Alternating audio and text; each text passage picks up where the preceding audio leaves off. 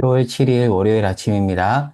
열왕기하 19장 20절에서 37절까지 말씀인데 중간에 29절에서 34절까지는 건너뛰고 읽도록 하겠습니다. 2절부터 읽습니다. 아모스의 아들 이사야가 히스기야에게 보내 이르되 이스라엘 하나님 여호와의 말씀이 내가 아수르 왕 사느립 때문에 내게 기도하는 것을 내가 들었노라 하셨나이다. 여호와께서 아수르 왕에게 대하여 이같이 말씀하시기를 처녀딸 시온이 너를 멸시하며 너를 비웃었으며 딸 예루살렘이 너를 향하여 머리를 흔들었느니라. 내가 누구를 꾸짖었으며 비방하였느냐? 누구를 향하여 소리를 높였으며 눈을 높이 떴느냐? 이스라엘의 거룩한 자에게 그리하였도다.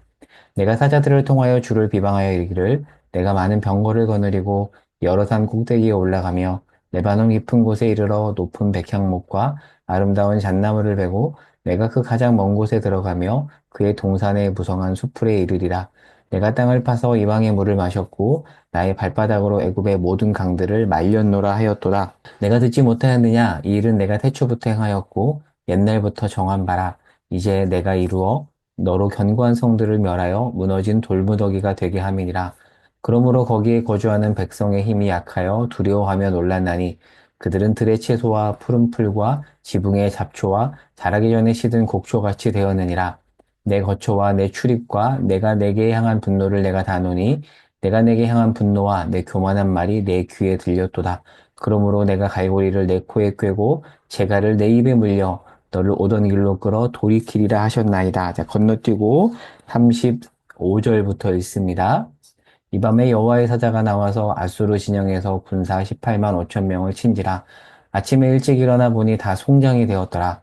아수르 왕 사네립이 떠나 돌아가서 니느웨에 거주하더니 그가 그의 신 니스록의 신전에서 경배할 때에 아드람멜렉과 사레셀이 그를 칼로 쳐 죽이고 아라라 땅으로 그들이 도망하매 그 아들 에사라돈이 대신하여 왕이 되니라.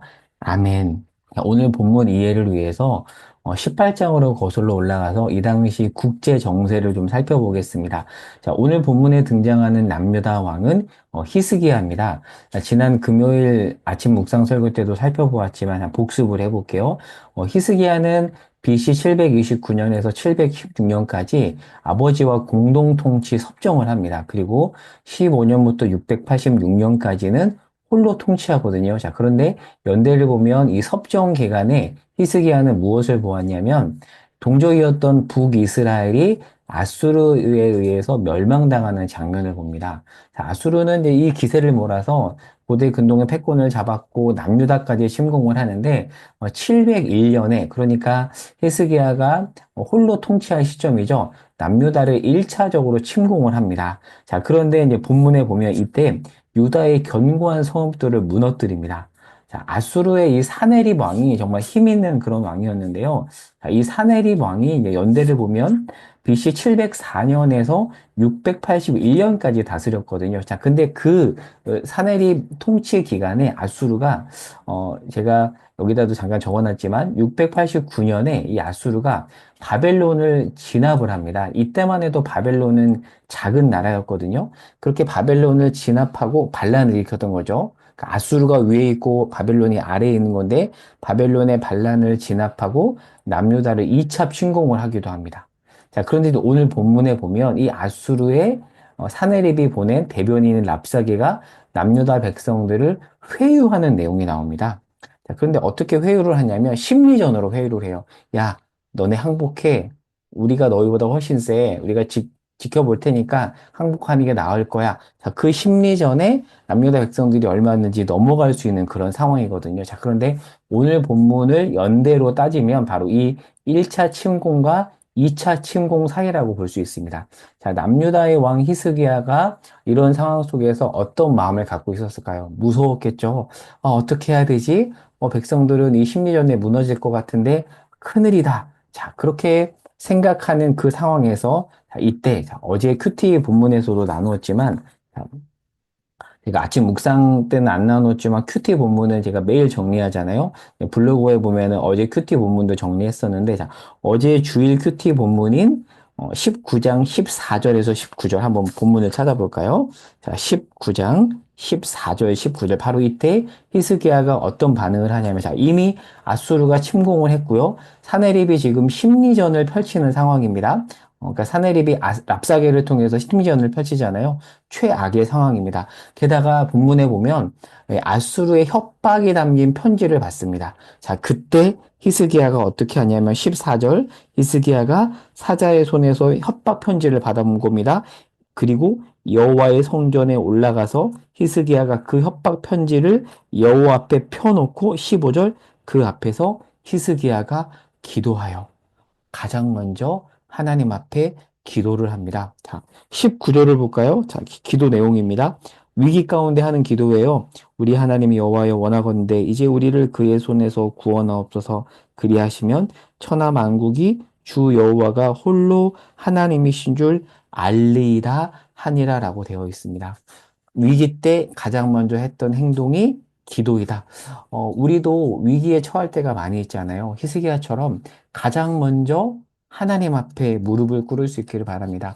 물론 사람도 찾고요, 다른 해결책을 찾을 수 있지만 그 전에 그 문제를 가지고 하나님 앞에 무릎을 꿇는 저와 여러분이 될 수 있기를 바랍니다. 자, 조금 더 본문을 볼게요. 자, 그렇게 기도를 했습니다. 그러자 오늘 본문에 보면 자, 오늘 본문을 이제 보겠습니다. 10월 7일 월요일 본문에 보면 20절입니다. 그렇게 기도한 이후에 아모스의 아들 이사야, 이사야 선지자죠. 이사야가 히스기야에게 보내 이르되 이스라엘 하나님 여호와의 말씀이 내가 아수르 왕 사네립 때문에 내게 기도하는 것을 내가 들었다라고 되어 있습니다. 하나님이 그 기도를 들었다고 하세요. 여러분 이 말씀이 위로가 되시나요? 하나님은 우리의 기도를 듣지 않는 것처럼 보일 때도 있지만 그것은 우리의 인식일 뿐 하나님은 우리의 기도를 들으십니다. 하나님 분명히 말씀하시죠. 히스기야야, 내가 너의 기도를 들었다. 이 말씀이 여러분에게 위로가 되었으면 좋겠어요. 자, 그렇게 기도를 들었다고 말씀하신 하나님께서 이스라엘을 위협하는 제가 남유다죠. 정확히 말하면 남유다를 위협하는 아수르에 대해서 히스기야에게 뭐라고 말씀을 하시냐면, 자, 23절에 보면, 자, 아수르는 산 꼭대기에 오르고, 레바논의 깊은 곳을 정복했고, 24절에 보면, 애굽의 강까지 말렸잖아요. 그렇게 힘 있는 자다. 그래, 그들 힘이 있어. 그러니까 아수르는 기세 등등했겠죠? 자, 그런데, 자, 25절에 보면, 자, 오늘 보면 25절에 보겠습니다. 내가 듣지 못하였느냐? 이 일은 내가 태초부터 행하였고, 옛날부터 정한 바라. 이제 내가 이루어 너로 견고한 성들을 멸하여 무너진 돌무더기가 되게 함이니라. 무슨 뜻일까요? 하나님이 정해서 아수르를 도구로 사용해서 이 당시 하나님께서 일하셨던 거다. 그러니까 아수르는 내 막대기에 불과하다라고 하시는 말씀인 겁니다. 이것을 지금 히스기야에게 주고 있어요. 히스기야야, 네가 무서워하는 그 아수르 내가 잠깐 막대기로 사용한 거야. 자, 28절을 보겠습니다. 내가 내게 향한 분노와 내 교만한 말이 내 귀에 들렸도다. 그러므로 내가 갈고리를 내 코에 꿰어 재갈을 내 잎에 물려 너를 오던 길로 끌어 돌이키리라 하셨나이다. 그러니까 지금 이 말씀을 하나님께서 아수르를 지칭해서 하는 말이에요. 아수르 네가 그런데 지금 이 말을 누구에게 하고 있는 거냐면 히스기야에게 하고 있는 겁니다. 그러니까 야, 네가 무서워하는 그 아수르 내가 도구로 사용했는데 그들이 교만했어. 그러니 내가 심판할 거야. 걱정하지 마, 두려워하지 마, 라고 지금 하나님께서 아수르에 대해서 히스기야에게 전해주고 있습니다. 아수르에게 직접 하지 않았어요. 왜 그랬을까요? 아수르는 알아듣지 못합니다. 그러니까 여러분, 우리가 선지서를 볼 때, 열방 나라에 대해서 하나님께서 심판하시는 말씀들이 있는데, 그들에게 하시는 말씀이 아니에요, 대부분. 유심히 보세요. 그 멸망을 당할, 에돔이나 모압이나 바벨론이나 그들에게 말씀하시지 않고 에스겔서나 예레미야에서 보면은 하나님께서 선지자에게 남유다 이스라엘 선지자에게 말씀을 하세요. 무엇을 의미할까요? 얘야, 너희가 두려워하는 그 제국들, 그 힘 있는 자들 내 손에 있어. 두려워하지 마. 그 말을 하나님께서 반복해서 하고 있는 겁니다. 사실 우리가 두려워하는 어떤 대상이 있습니다. 사람이 있습니다. 여러분 혹시 있으세요?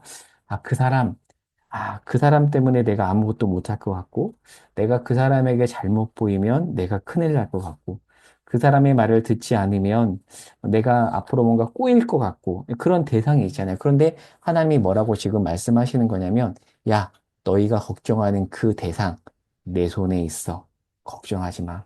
내가 그들 위에 있어. 지금 하나님께서 히스기야에게 말씀해주고 있는 내용입니다. 자, 그리고 29절에서 34절에 보면 하나님께서 이사야를 통해서 히스기야에게 내가 남유다 보호할 거야 라고 말씀을 하시고요.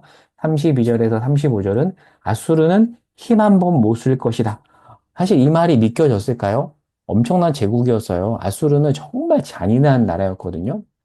얼마나 잔인하고 힘이 있었냐면 포로들을 산채로 이렇게 피부를 벗기고 그리고 포로를 이렇게 웅덩이 위에다가 거꾸로 매달아요. 그런데 그 밑에 악어가 있습니다. 그래서 악어가 그 포로의 머리를 이렇게 잡아먹도록 그런 식으로 공포 정치를 펴면서 엄청난 무기를 자랑했던 나라입니다. 그런데 그 나라에 대해서 하나님이 뭐라고 말씀하시냐면 얘야, 그들 내가 마음 먹으면 힘 한 번 못 쓸 것이다. 그러니 걱정하지 마 라고 말씀해 주세요. 자, 그런데 자, 오늘 본문 35절에서 36절에 보면 자, 그렇게 말씀하신 이후에 자, 35절을 볼게요. 이 밤에 여호와의 사자 그러니까 하나님께서 말씀하시고 이제 실행이 되는 건데 어떻게 실행을 하시냐면 밤에 여호와의 사자가 나와서 아수르 진영에서 군사 18만 5천 명을 쳤대요.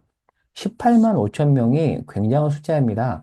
한국 육군, 해군, 공군까지 해서 제가 60만 대군이라고 알고 있는데 제가 군 생활할 때마다 60만 대군이라고 했거든요. 그러니까 오늘날 인구 비율에서도 60만은 대단히 큰 건데 이 당시는 전 세계 인구가 굉장히 작았어요. 그런데 아수르 군대가 무려 18만 5천이었습니다. 그런데 그 18만 5천을 하나님께서 어떻게 치신다고요?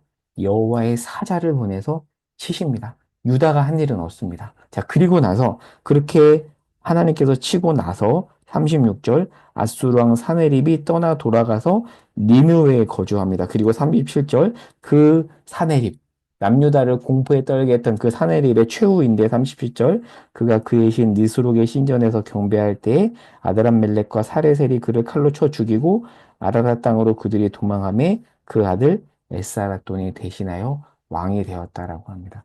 비참하게 최후를 맞습니다. 히스기야는 인간적으로는 몰랐겠죠. 나를 공포에 떨게 만든 그 대상이 이렇게 허무하게 죽다니. 그런데 하나님이 마음 먹으면 이런 일이 일어날 수 있습니다.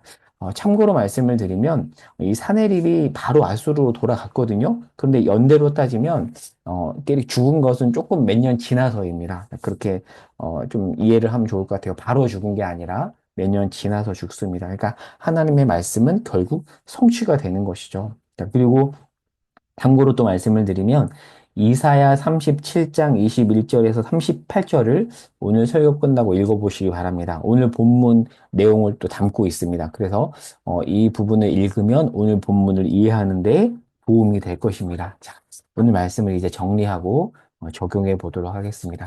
히스기야 통치기의 남유다는 아수르에 비해서 너무나도 초라했어요. 그런데 하나님은 친히 사자를 보내서 문제를 해결하십니다. 그런데 이 내용이 얼핏 보면 그냥 허구로 느껴질 수도 있습니다. 하나님을 모르는 사람들은 픽션에 불과하다고 볼 수 있어요. 천사가 18만 5천 명을 친다고 아이고 그거 동화 아니야? 판타지 아니야? 아닙니다. 사실입니다. 실제 일어난 일입니다.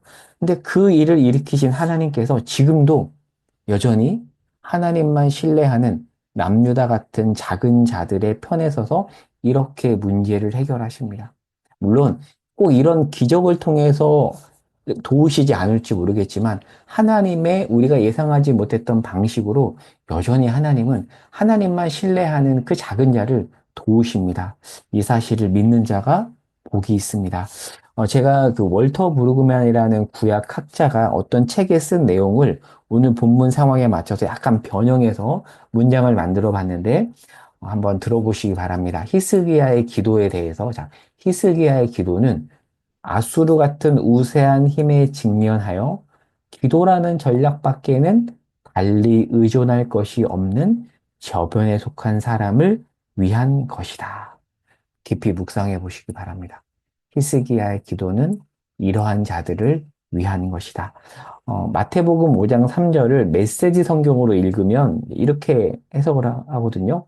메시지 성경 버전입니다. 마태복음 5장 3절. 벼랑 끝에 서 있는 너희는 복이 있다.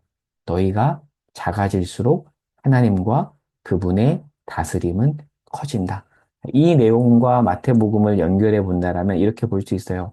기도라는 전략 밖에는 달리 할 것이 없는 작고 초라한 너희들아, 저변에 속한 너희들아, 너희는 복이 있다. 왜?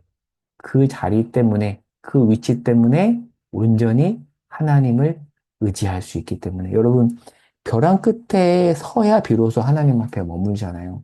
벼랑 끝에 없으면 하나님을 의지하지 않고 내가 가진 것, 내 힘, 아수르처럼 교만해지면서 자기를 의지하죠. 가진 것을 의지하죠. 그런데 벼랑 끝에 서 있을 때 비로소 모든 것의 통치자이신 하나님을 의존합니다.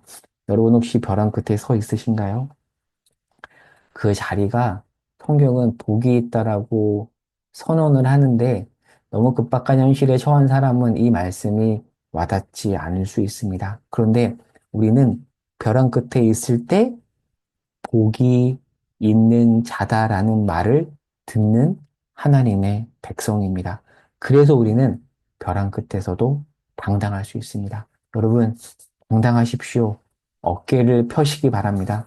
왜냐하면 작은 자를 도우시는 하나님이 우리와 함께 계시기 때문입니다. 오늘 하루 여러분이 가진 어떤 소유나 힘에서 오는 당당함이 아니라 기도하는 하나님의 백성만이 가질 수 있는 그 당당함을 가지고 어깨를 펴고 믿음으로 담대하게 걸어가는 저와 여러분이 될 수 있기를 바랍니다. 어깨를 이렇게 쫙 펴고 오늘 아침에 기도하면 좋겠습니다. 오늘 기도 제목은요, 오늘 말씀을 묵상하며 또 기도하면 좋겠다 해서 이렇게 적어놨고요. 그 밖에 우리를 짓누르는 그 기도 제목을 가지고 하나님 앞에 엎드리는 시간을 갖도록 하겠습니다. 기도하겠습니다. 하나님, 우리가 벼랑 끝에 서 있습니다. 그런데 우리는 그 자리에서 하나님을 의지하며 담대히 나아갈 수 있는 자들입니다. 우리가 어떤 존재인지 말씀을 통해서 확인하게 하시고 담대함으로 주 앞에 나아가게 하옵소서. 예수님의 이름으로 기도합니다. 아멘.